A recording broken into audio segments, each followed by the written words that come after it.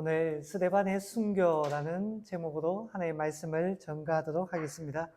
초대 교회는 그동안 부흥해 왔는데 일곱 집사 선출을 통해 더욱 비상하게 됩니다. 사도들이 이것저것 다 하다가 감당할 수 없게 되자 문제가 생기게 된 거잖아요. 그래서 사도들을 대신해서 구제와 봉사의 일을 할 사람으로 선출된 사람들이 바로 이 일곱 집사들입니다. 그러자 사도들은 말씀 전하는 것과 기도하는 일에 더욱 힘쓸 수 있게 된 것입니다. 그러니까 예루살렘 교회가 날마다 부흥하게 되었는데, 이 부흥할 때에 보통 사람들이 교회에 돌아온 것뿐만 아니라 어떤 사람들까지 이 도에 복종했다고요? 제사장 무리들까지. 허다한 제사장 무리들도 복종하게 되었다라고 이야기합니다. 여러분, 제사장들이 누구입니까? 그때 당시 유대 사회의 최고의 기득권들입니다. 최고의 기득권들. 예수님을 십자가에 못 박아 죽이는데 앞장섰던 종교 권력자들입니다. 초대교회 박해에 선봉했었던 자들이 바로 이 제사장들입니다. 대제사장을 위시한. 그런데 그들조차도 예수님을 믿게 되는 놀라운 역사가 일어나게 된 것입니다. 놀라운 부흥입니다. 그런데 한편으로 부흥하면 주목을 받게 되고 잘 나가면 견제구가 들어옵니다. 오늘 본문은 초대교회에 닥친 세 번째 박해요, 첫 번째 순교에 대한 말씀입니다. 자, 어떤 내용입니까?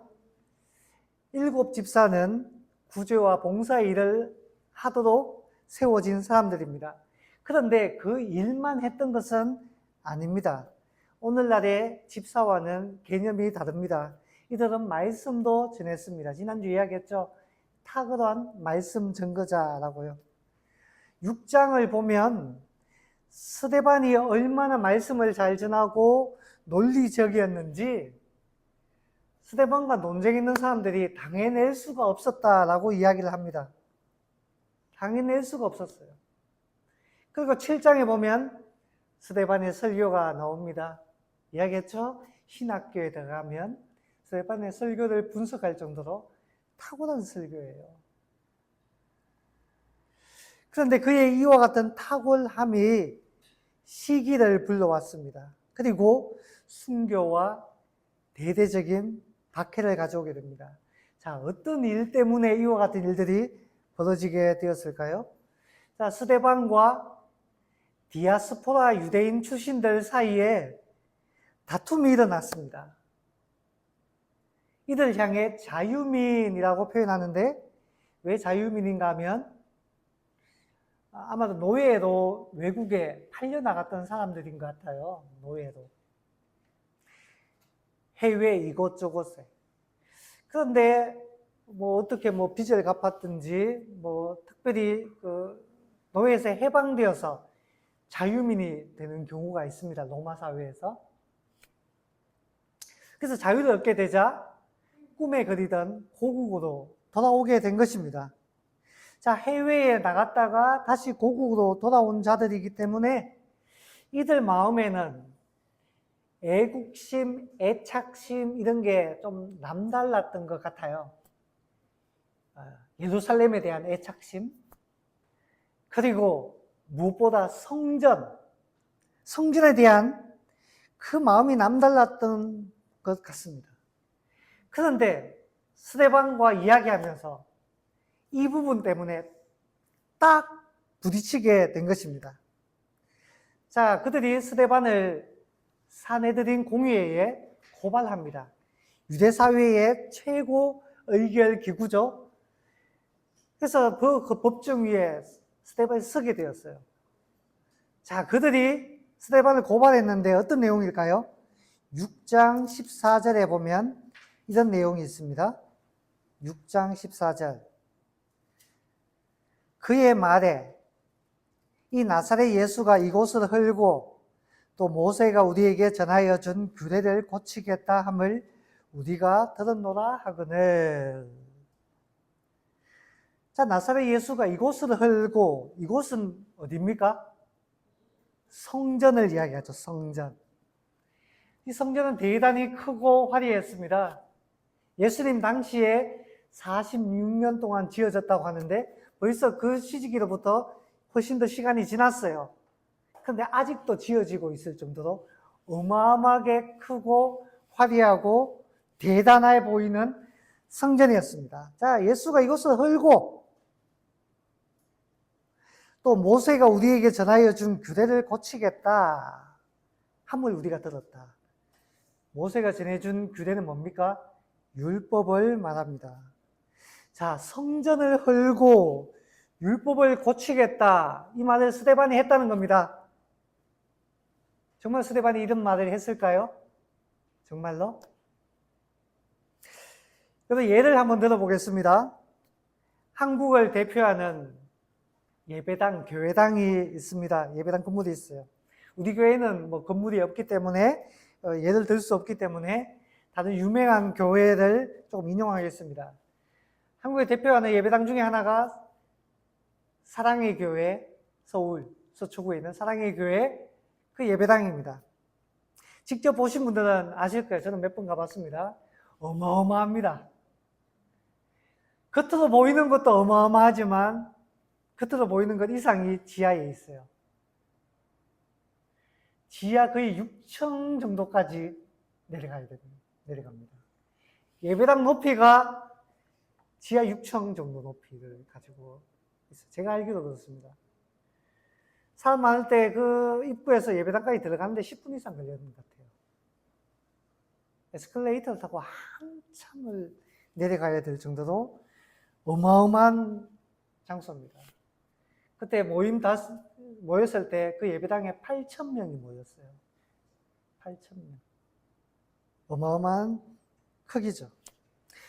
그런데 이 예배당이 오랜 시간, 제 기억으로 거의 10년 이상 법적 분쟁에 시달렸습니다.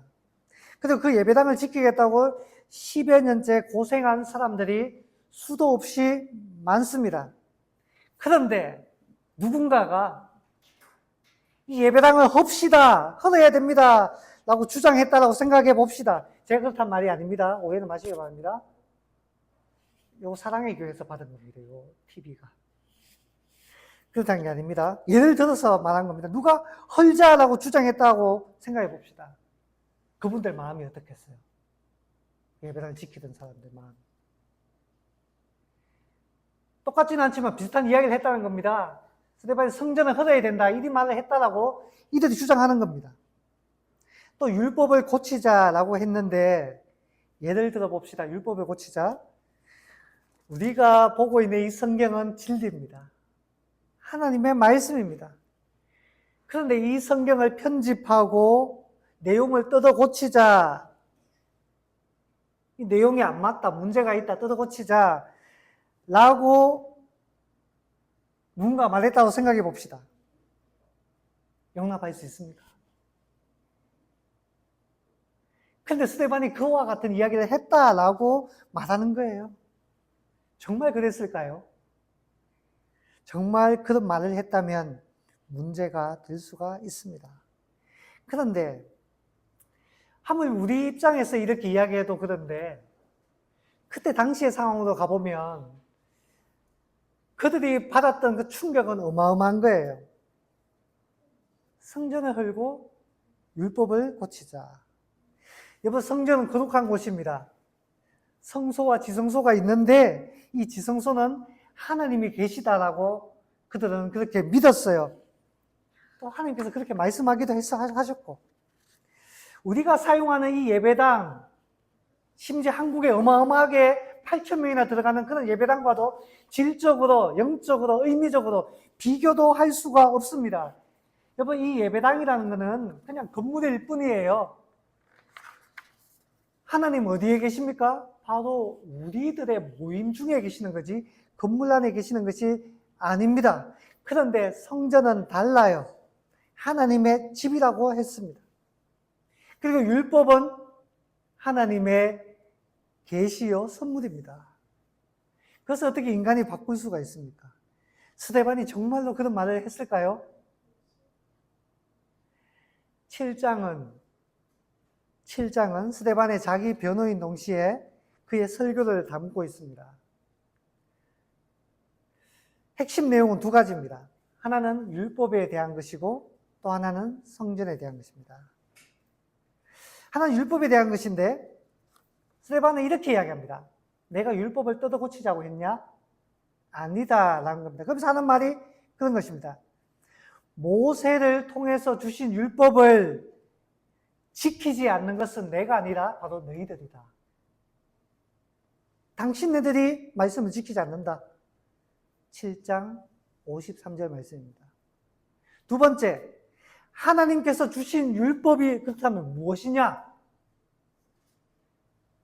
다윗과 솔로몬이 하나님의 집으로 성전을 지었는데 하나님은 늘 말씀을 하셨다. 늘 말씀하셨다. 무슨 말씀이죠? 우리 한번 읽어보겠습니다. 7장 48절에서 50절 말씀인데 제가 한번 읽어드릴게요.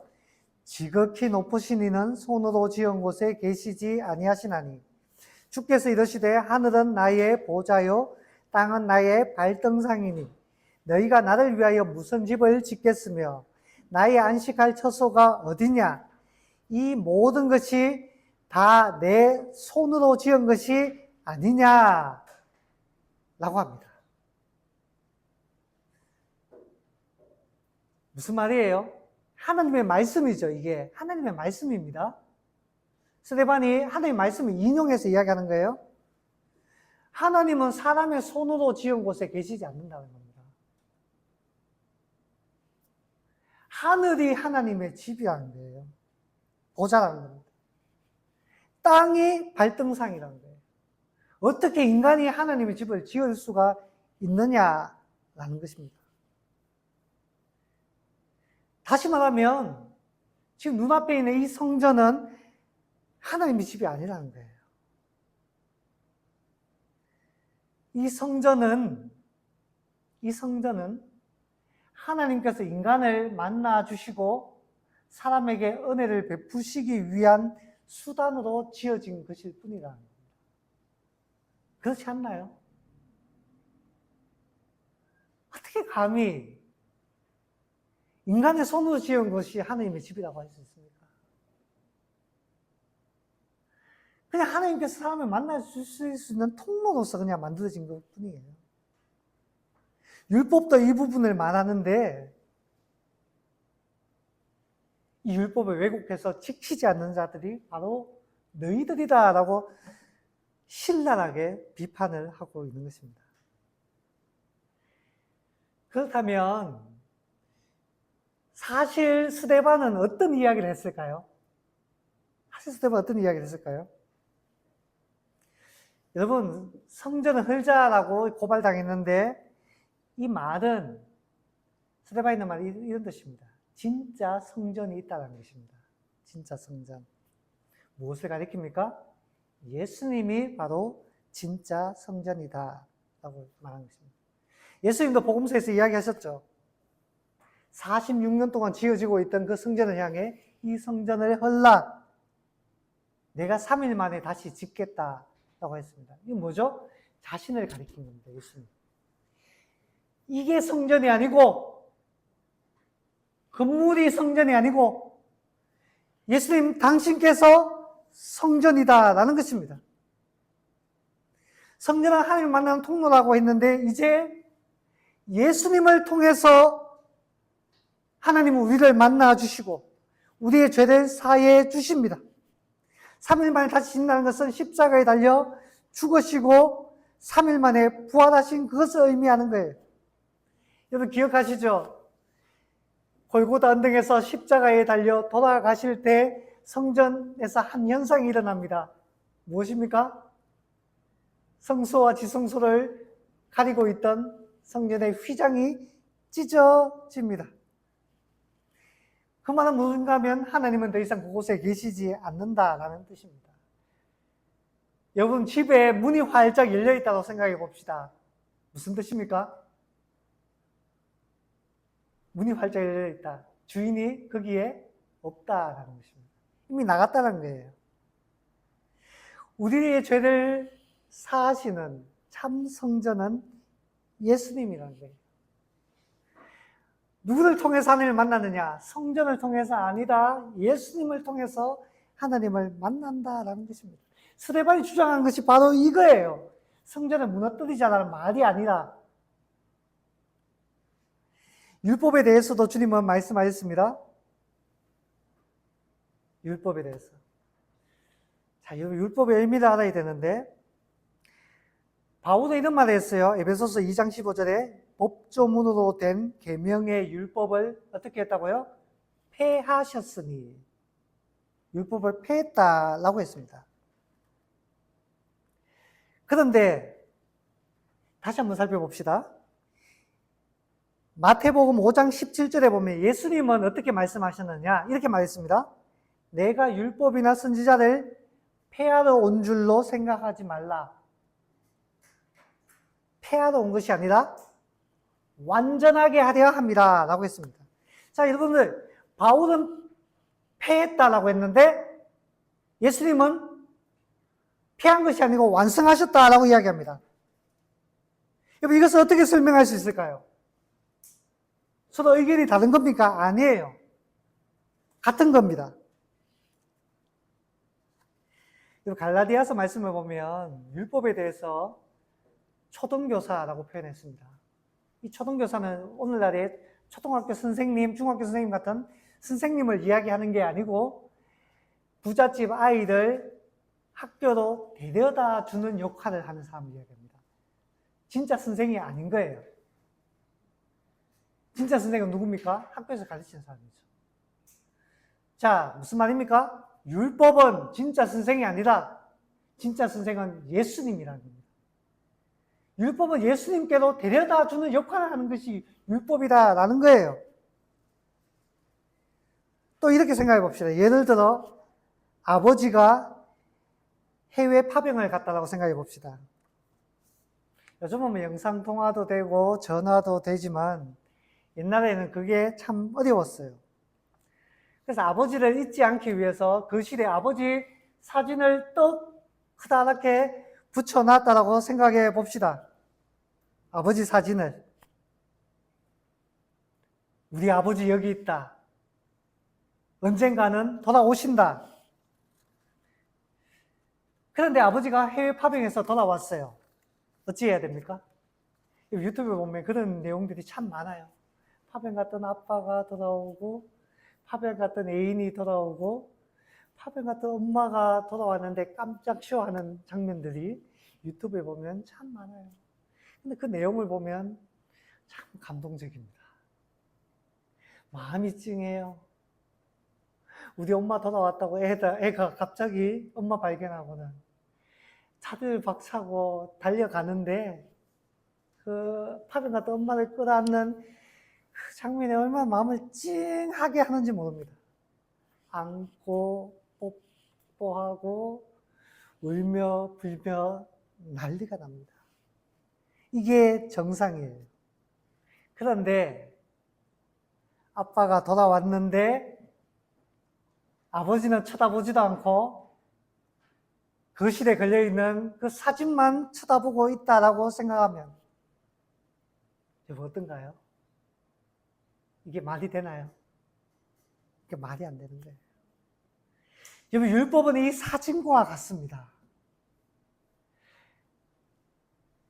그런데 예수님이 오셨어요. 그러면 예수님을 봐야 할 것 아닙니까? 예수님이 율법을 완성했다는 것은 이런 뜻입니다.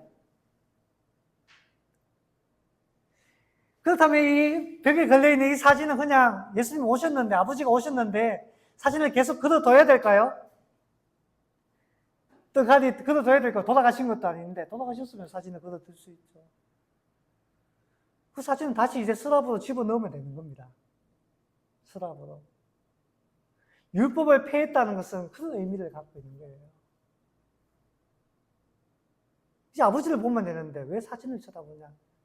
다시 쓰럽쓰고 집어넣으면 되는 것입니다. 스데반이 한 이야기는 이런 거예요.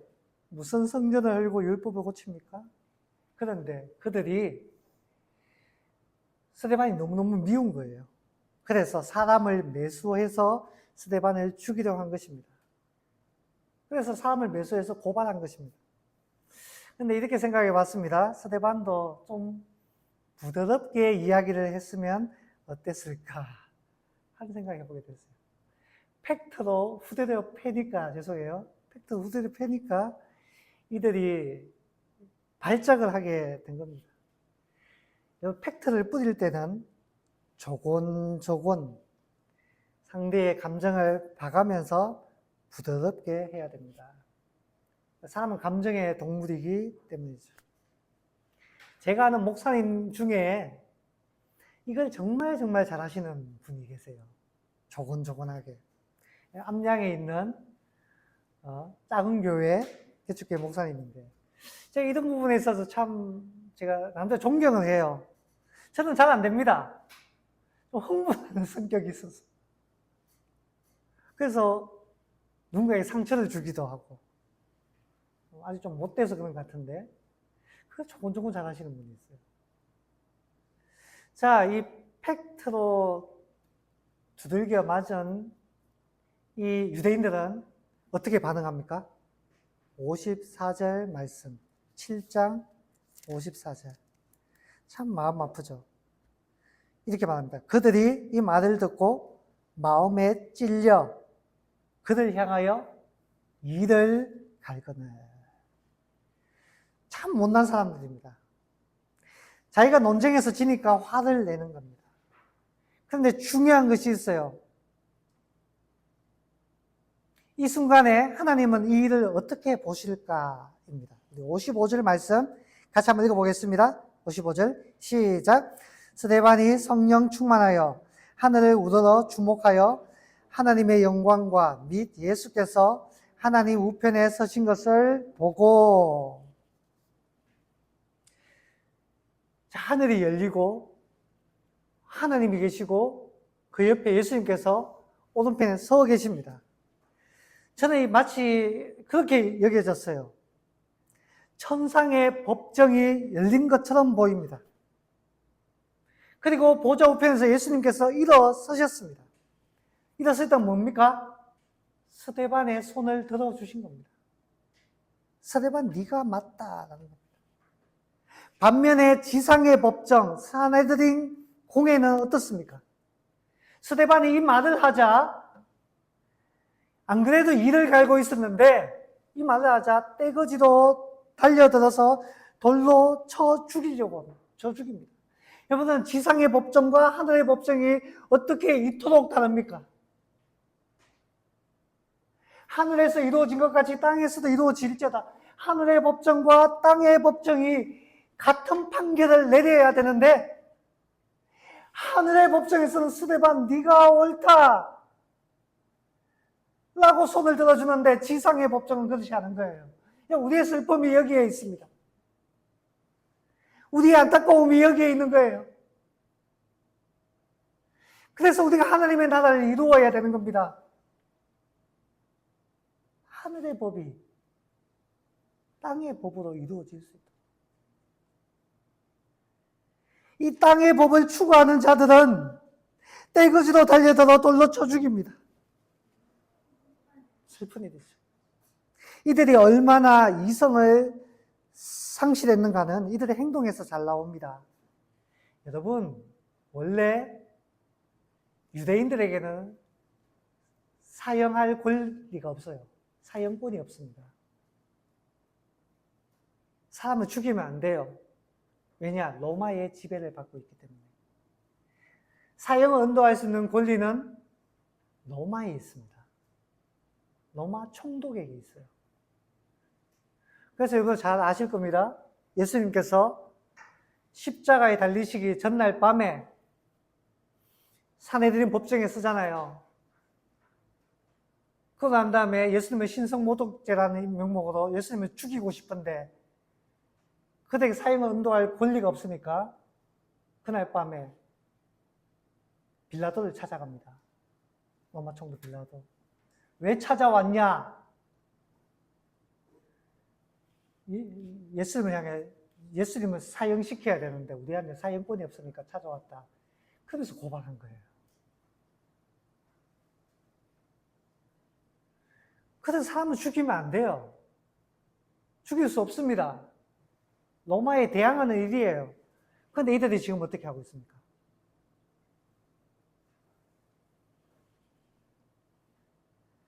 그들이 이성을 상실했습니다.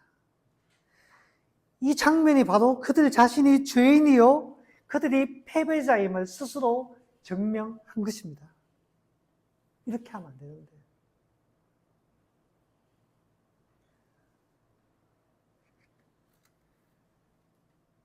여러분, 스데반은 하나님의 말씀을 전하며 유대인들을 깨우치려고 했습니다. 뒤에 보면 나와요.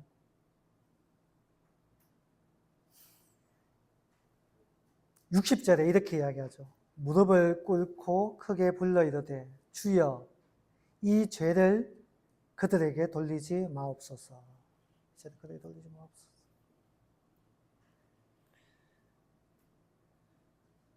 스데반이 팩트로 하나하나 따진 것은 그들을 깨우치기 위함입니다. 그들을 공격하려는 게 아니에요. 스데반은 예수님을 닮은 인물입니다.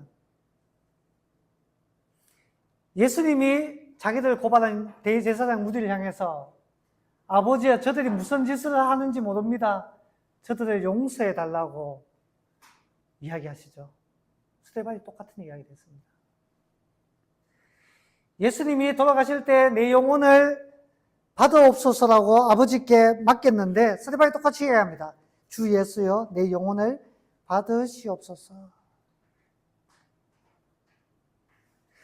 여러분, 스데반은 순교하려고 저들을 자극한 것이 아니에요. 어떤 사람은 그렇게 이야기합니다. 스데반 순교하고 싶어서 일부러 자극했다. 말도 안 되는 논리입니다.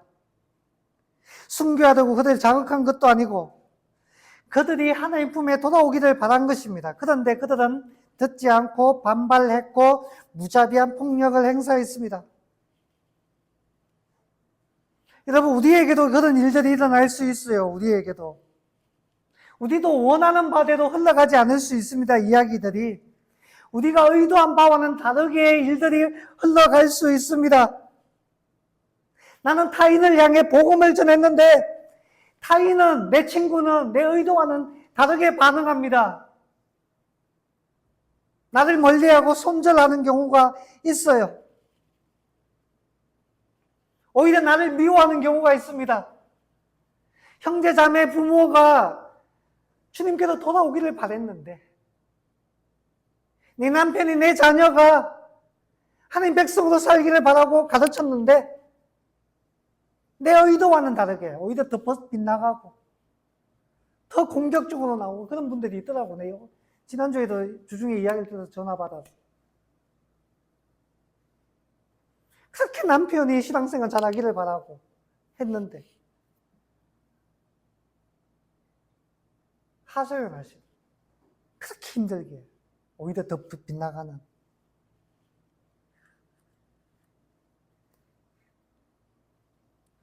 여기서 우리는 택한 백성과 그렇지 않은 경우를 보게 됩니다. 복음에 바르게 반응하는 사람은 택한 백성임을 우리가 발견하게 되는 것이죠. 여러분, 예수님을 믿게 되는 것은 우리 힘으로 되는 것이 아닙니다. 이건 대단히 중요한 거예요.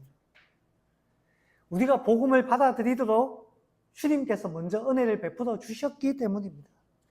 신학적으로는 그것을 소명, 부르심과 중생으로 표현합니다. 여러분, 우리가 먼저 신앙 고백하고 예수님을 믿는 것이 맨 앞에 있는 게 아니에요. 그 전에 하나님의 부르심이 있어요. 우리는 못 느꼈을지 몰라도. 그리고 중생이 있습니다. 우리가 새롭게 되는, 죽어도 우리가 살아나게 되는 역사가 있습니다. 하나님께서 부르시고 살아나게 되니까 복음에 반응을 하게 되는 거예요. 예수님을 믿게 되는 겁니다. 그러므로 우리가 예수를 믿게 되고 구원받은 것은 내가 믿어서 아니요. 하나님의 은혜가 아닐 수가 없는 겁니다. 하나님의 은혜가. 자, 여러분 말씀을 정리합니다. 스데반의 의도와는 다르게 일이 흘러갔어요. 그렇지만 낙심하지는 맙시다. 우리가 선을 행하되 낙심하지 말지니 때가 이름에 거두리라. 이 말씀 너무 좋아요. 스데반의 순교와 설교는 헛되지 않습니다. 왜냐하면 그 자리에 있던 한 사람이 훗날 주님께로 돌아와 위대한 사도요 전도자로 세계 열방이 주님께로 돌아오게 하는 일에 쓰임받기 때문입니다. 누굽니까? 58절에 나오는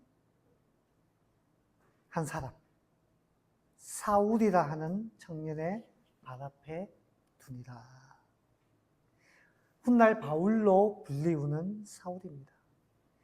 이때만 해도 바울은 스데반 처형에 찬성했고 교회를 박해하는 데 앞장서지만 머지않아 그는 주님께로 돌아옵니다. 머지않아. 저는 믿습니다.